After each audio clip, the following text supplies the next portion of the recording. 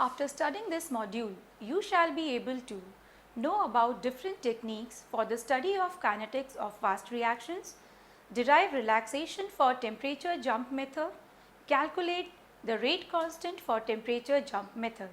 Introduction. Those reactions which carried out in short span of time, then the time required to mix up the reactants cannot be examined by conventional methods. Those reactions are known as fast reactions. For studying the kinetics of such reactions, powerful experimental techniques have been developed by the German chemist Manfred Eigen in 1950. In this module, we will emphasize on the various methods to study the kinetics of fast reactions. Let us see the methods to study the kinetics of fast reactions. The first method is relaxation method. Eigen and his co-workers used relaxation methods to examine fast reaction in solution. In these methods, the reaction system in equilibrium is exposed to an abrupt change in some physical parameter on which the equilibrium constant of the reaction depends. If the change is applied suddenly, there will be a time lag while the system modifies or relaxes towards new state of chemical equilibrium. This time lag, called relaxation time, it can be related to forward and reverse rate constant, which is then examined. Relaxation studies takes place with the parameters such as temperature, pressure and electric field. Figure shows the device for temperature jump method. There is a high voltage power supply that charges a capacitor C. On attaining a certain voltage, the spark gap G breaks down, discharging the capacitor and transferring a strong current over the cell, arranging the reactor system at equilibrium in a conducting aqueous solution. With the passage of current, the temperature of the system increases by about 10 degrees centigrade in a few microseconds in the equilibrium value suitable to the temperature jump. Consequently, the intensity of the light beam parting the cell and arriving the detector, that is the photomultiplier tube, is modified. The output of the photomultiplier tube is exhibited on the vertical axis of the oscilloscope. In this manner, the curve showing the variation of concentration versus time is presented on the oscilloscope screen. We shall now deduce expression for the rate constant of fast reaction. In case of displacement from equilibrium is very insignificant. The rate of relaxation, that is restoration of equilibrium, always follows first order kinetics. Consider a reversible first order reaction where A be the total concentration of reactant and the product A plus B and X be the concentration of B at any instant. Then R is equals to dx by dt, which is equals to K1 into A minus X minus K minus 1, that is the rate constant of reverse reaction, into X. If Xe is the equilibrium concentration, then delta X is equals to X minus Xe, or X is equals to delta X plus Xe. Since del of delta X by dt is equals to dx by dt, we have del of delta X by dt is equals to K1 A minus Xe minus delta X minus K of reverse reaction into Xe plus delta X. At equilibrium, dx by dt is equals to 0 and X is equals to Xe. Hence, from equation 1, we have K1 into A minus Xe is equals to K minus 1 Xe. Substituting this in equation 3, we have d of delta x by dt is equals to minus K1 plus K minus 1 into delta X is equals to minus Kr into delta X, where Kr is equals to the sum of both rate constants is the relaxation rate constant. Equation 5 can be integrated to give delta X is equals to delta X naught exponential minus Kr into T. The reciprocal of Kr is called the relaxation time tau, which is equals to 1 upon sum of K1 plus K minus 1, which is equals to 1 upon Kr. Let us now consider a somewhat more complicated case involving a first order forward reaction with a second order reverse reaction. It is the case when A is in equilibrium with B plus C, where small a is the total concentration and X be the concentration of B, which is equal to the concentration of C. Then the rate law is given by equation number 8. Now, delta X is equals to X minus Xe, where Xe is the equilibrium concentration. Hence, it reduces to equation number 9. At equilibrium, dx by dt is equals to 0 and hence x is equals to Xe, or delta X is equals to 0. From this, equation number 9 reduces to equation 10. On substituting equation 10 in equation 9 and simplifying, we get equation 11. Assuming that delta X is very small, therefore K minus 2, which is the reverse rate constant, can be neglected with respect to first two terms, giving equation number 12, where Kr is equals to K1 plus twice of K minus 2 Xe is the relaxation rate constant. Equation 12 can be integrated to give equation 13 and the relaxation time as equation 14. You can see in example 1. The relaxation time for the fast reaction is given as 10 microseconds and the equilibrium constant as 10 into 10 to the power of minus 3. You have to calculate the rate constant for the forward and the reverse reaction. On using equation 7, you can have the relation of tau and k. So, you can get the value of K1 as 10 to the power of 3 second inverse. Now we will see about the flow methods. The most popular flow method is the stop flow method. The diagram of its experimental setup is shown in figure. Two syringes A and B contains distinct reactant and are fixed with proper valves.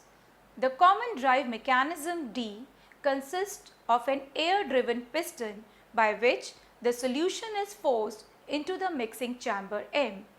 Another syringe on the right receives the effluent solution and is arranged so that when its plunger strikes a barrier, the flow is abruptly stopped. At the same instant, an oscilloscope is triggered to establish the time origin. The time scale is provided by the sweep frequency of the oscilloscope, which displays a plot of the transmitted light intensity against time. In this arrangement, the distance between the mixing region and the observation point P, that is, the point at which the absorption of light is monitored, is small.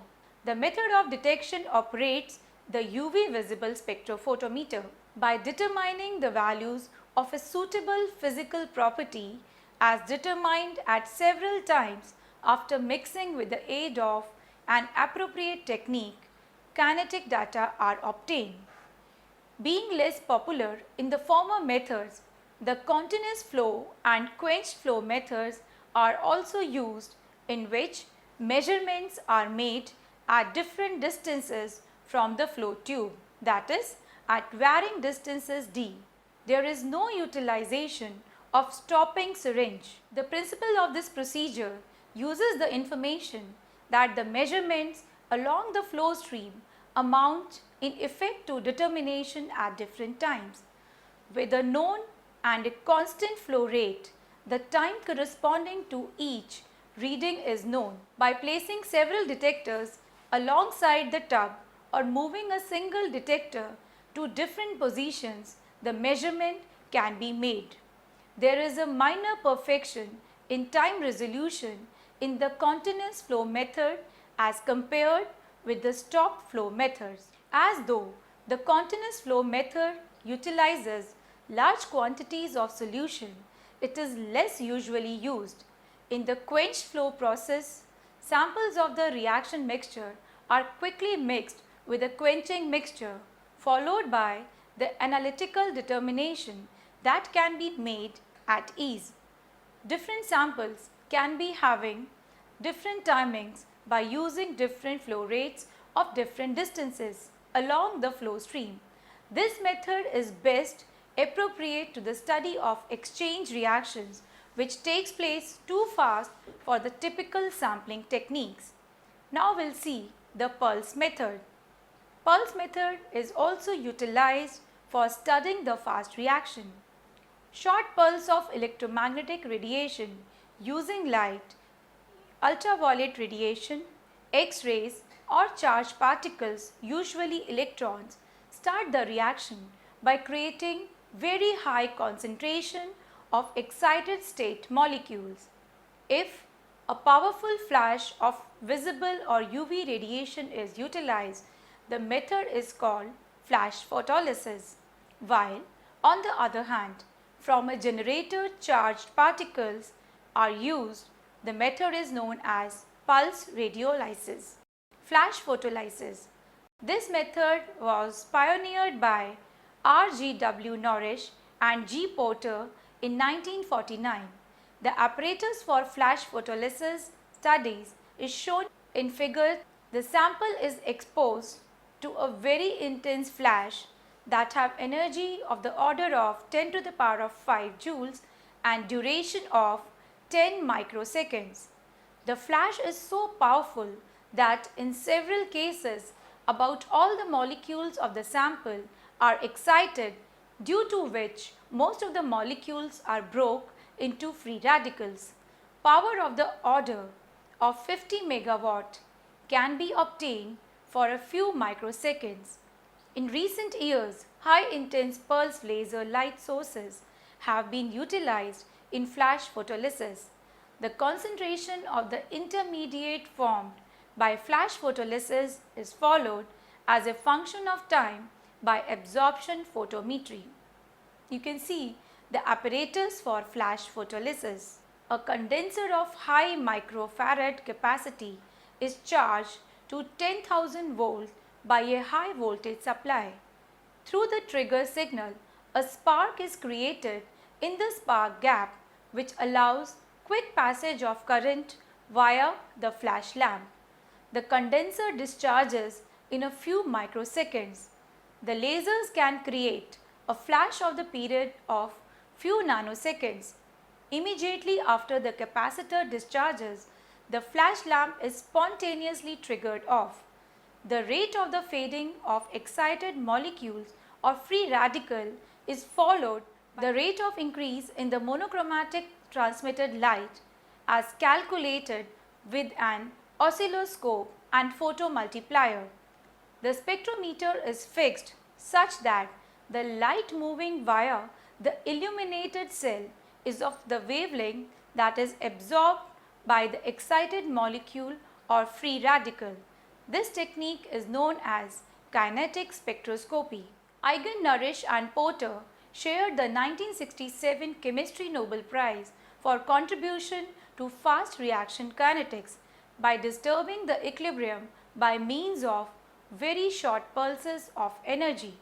Flash photolysis has been used for deducing the absorption spectra of free radicals such as NH2, CH3 and ClO, whose concentration may be as small as 10 to the power of -6 molar. Pulse radiolysis. By utilizing pulse radiolysis, transient species can be generated by direct ionizing radiation. If a beam of high energy electrons imposes on water, quantities of stable and unstable species are generated. They start from the energy transmitted to water molecule by the electron beam. It is normal to express the amount of each species by a G value, which signifies the number of species formed per 100 electron volt of energy absorbed by water. The species made in the pulse radiolysis of water with the G value displayed as the coefficient of each species are given by equation 15. The first three are highly reactive entities. The hydrated electron and the hydrogen atom are strong reducing agents, and the hydroxyl radical is a very powerful oxidizing agent. In the absence of suitable scavengers, the species rapidly decay by the reactions of the following types. Due to these and various other reactions, selective practices have been developed to permit the study of each electron, hydroxyl radical and H radical distinctly. For instance, if it is required to study only electrons or use completely hydrate electrons to produce other species, one must work in neutral or basic solution to escape damage of electron by hydronium ion. The hydroxyl and H radical are often detached by shifting reactions such as those with formate ion or tertiary butyl alcohol, CO2 radical along with minus sign.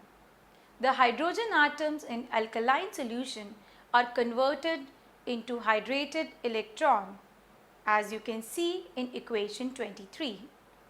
Now let us summarize. Various methods are there to study the kinetics of fast reactions, which include relaxation method, flow methods, pulse methods, flash photolysis and pulse radiolysis. Relaxation methods involve a sudden difference in some physical parameters such that the system moves to a new state of chemical equilibrium, and the rate of this change, called relaxation, is then examined. A flow method uses ultraviolet or visible spectrophotometer for the kinetic data. Pulse method utilizes a short pulse of electromagnetic radiation to produce excited state molecules. In flash photolysis, powerful flash of high energy is utilized to produce free radicals, and its concentration is examined as a function of time by absorption photometry. Pulse radiolysis exploits ionizing radiation for the production of stable and unstable species.